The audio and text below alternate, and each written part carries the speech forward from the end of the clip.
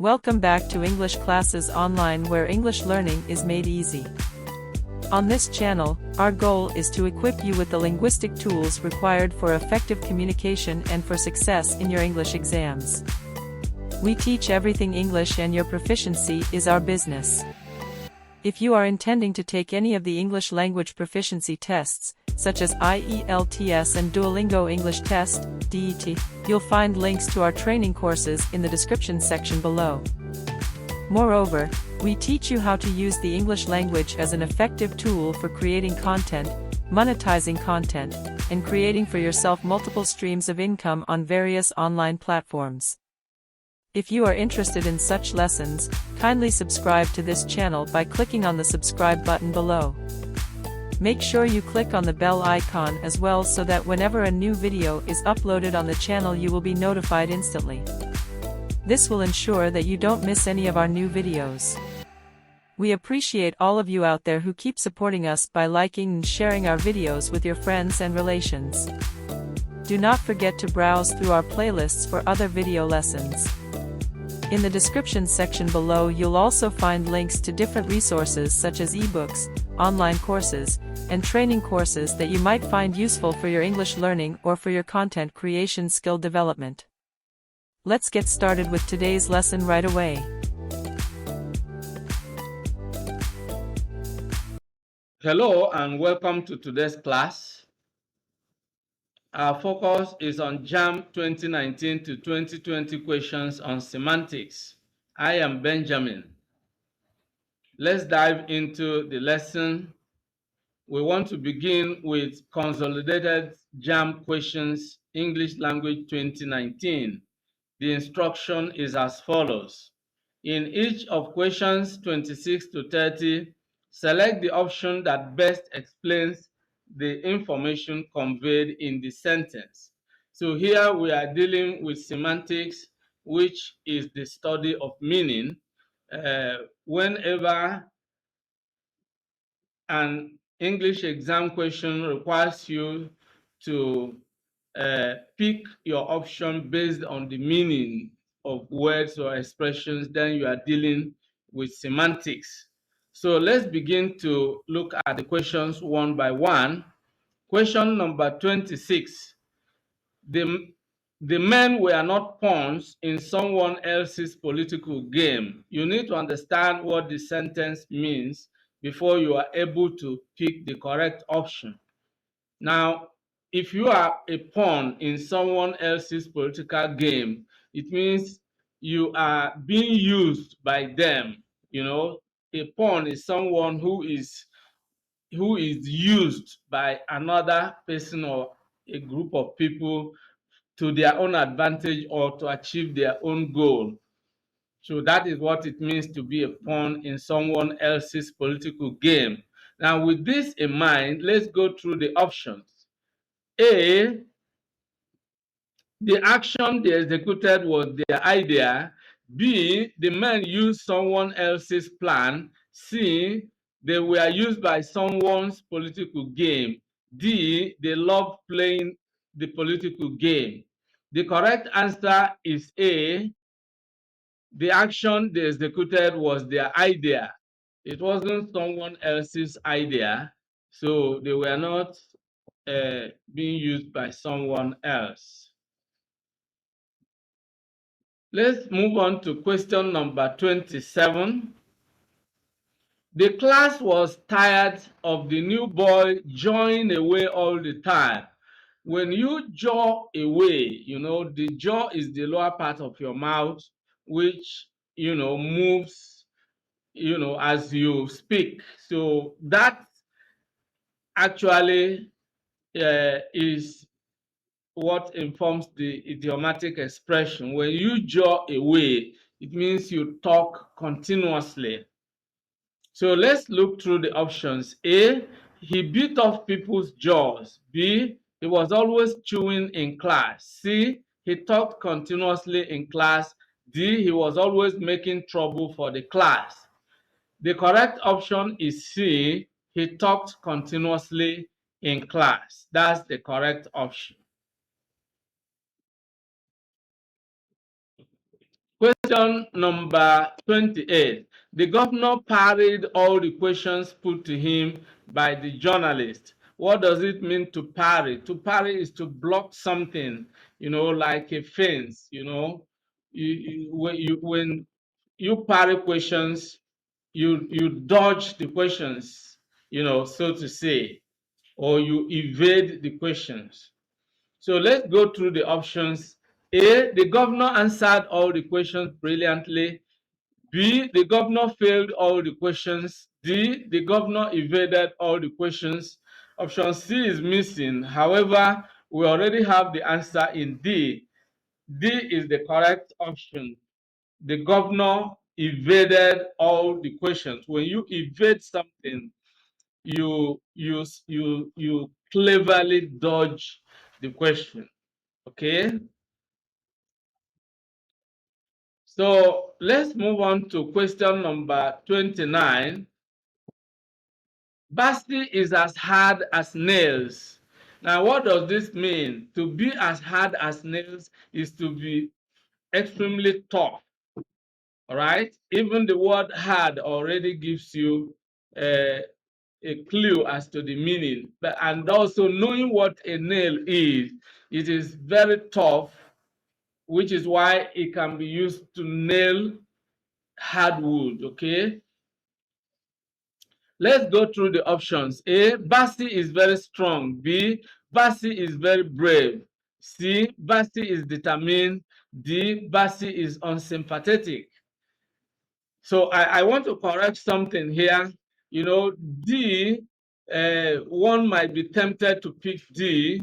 So actually, the correct option is not D, even though one aspect of the meaning of this idiomatic expression is to be cruel, but that exactly does not give us the meaning unsympathetic.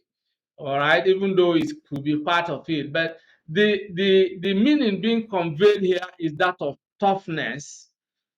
Okay, so the correct option is A. Bassey is very strong, as hard as nails, very strong. Okay, question number 30. The conference is biennial. Now, anything that is biennial happens once in 2 years. Okay, when you talk of biennial crops, you are talking of crops, that uh, are planted, and last for 2 years. So bi as a prefix refers to two in most cases. Okay, when you talk of bilabial, it is the two lips. When you talk of um, even in terms of syllable, bisyllabic is two syllable. Okay, so bi refers to two. So with this in mind, let's go through the options. A, the conference is held twice every year. B, the conference is held every 2 years. C, the conference is held every other year. D, the conference lasts for 2 years. The correct option is B, the conference is held every 2 years. That's the correct option. Now we move on to the next section. I mean, the next year's, questions on semantics, and that is consolidated JAMB questions, English language 2020. Now the instruction is similar. In each of questions 51 to 55, select the option that best explains the information conveyed in the sentence. Now, question number 51. Emeka wished he had started school early. Let's analyze the sentence first. Emeka wished he had started school early. It means he didn't start school early, because you can't wish you did something that you actually did. So if he had started school early, he wouldn't be wishing he had done so. So one of the facts that we can extract is that Emeka didn't start school early, and the fact that he wished he had started school early is like he is not happy that he didn't start school early. So he's regretting, so to say. Now let's go through the options. A, Emeka started school early as he wished.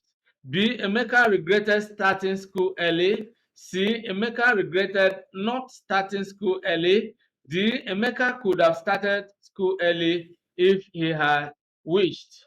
The correct answer is C, Emeka regretted not starting school early. He didn't start school early, so he wished he had started school early.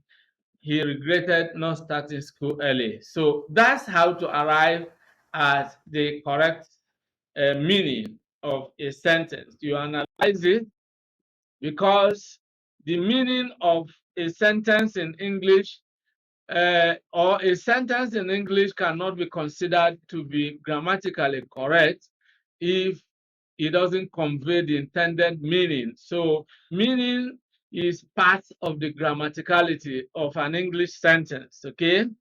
Now, question number 52. You could have heard the sound if you weren't asleep. You could have heard the sound if you weren't asleep. Now, this means that you couldn't hear the sound, all right, because you were asleep. So if you weren't asleep, you could have heard the sound, but because you were asleep, you couldn't hear the sound. Now, you need to look at the sentence and then understand the meaning. Let's go through the options. A, you were not asleep, so you heard the sound. B, you were asleep, so you did not hear the sound. C, you heard the sound though you were asleep. D, you did not hear the sound though you were not asleep. The correct option is B, you were asleep, so you did not hear the sound. You could have heard the sound if you weren't asleep, which means had it not been that you were asleep, I mean, if you were not asleep, you could have had the sound. Okay, so that's actually the correct interpretation. This brings us to question number 53. Tom ought not to have told me. Ought not to means should not. Ought not to have told me means he should not have told me. Now, what fact do we extract? It means that Tom told me something he should not have told me. That's just the meaning. Now, let's go through the options. A, Tom did not tell me, but he should. B, perhaps Tom was wrong to have told me. C, Tom told me, but it was wrong of him. D, it was necessary for Tom not to tell me. The correct option is C, Tom told me, but it was wrong of him. Ought not to means should not. Ought not to is should not. So that is moral obligation, if you like, or let's say necessity. It was not necessary for Tom to have told me. He told me, but it was wrong for him to have done so. So the correct option is C. Okay. Now we go to question number 54.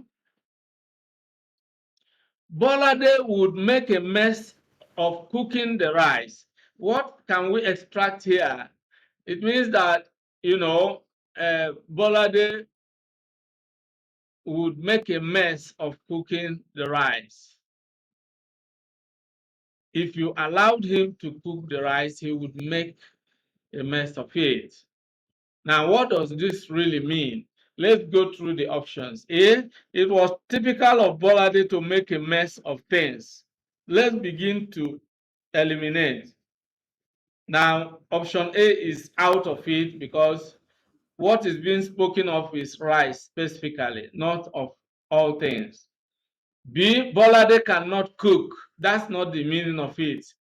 Bolade could perhaps cook yam or any other type of food, but rice is what we are told here he would make a mess of cooking the rice. What if he could cook any other type of meal? So it's wrong to say Bolade cannot cook. That's not the meaning of the sentence. See, Bolade will not cook the rice. That is more like it. But let's look at D. Bolade does not like cooking rice. That's not the meaning. We are not told that Bolade doesn't like cooking rice, only that he would make a mess of cooking the rice. So C actually is the correct option. Bolade will not cook the rice. That means it's not proper to allow him to cook the rice. Otherwise, he would make a mess of cooking the rice. Okay, so let's now go to the last question, the last but not the least, question number 55. And then what we have is this. The manager said that the new loaf was the last word in bakery. If you say that something is the last word in something, you are saying it is simply the best that you can get in that class. So let's go through the options. A, the loaf was the best ever baked. B, the loaf was the last to be baked. C, the loaf was the worst to have been baked. D, the loaf was the last in the baker's directory. The correct option is A, the loaf was the best ever baked. All right, so and this brings us to the end of today's class. I hope you enjoyed today's video. If you did, like the video and share it with your friends and relations. If you have any questions, comments or suggestions, kindly leave them in the comment section below.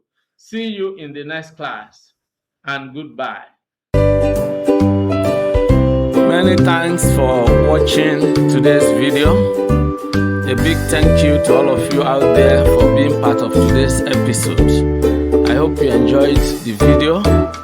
If you did, kindly subscribe to this channel. Subscribe now as a way of giving us support. For notification about new videos, click on the bell icon. You will find the bell icon. Click on it so that whenever a new video is uploaded, you will be instantly notified. If you have actually enjoyed the video, like and share the video with your friends and relatives. This is very important. If you have any comments, leave your comments below. Any questions, any suggestions, we would gladly receive them and respond promptly and positively to them. See you in the next video. I look forward to always seeing you in the new video. Thank you and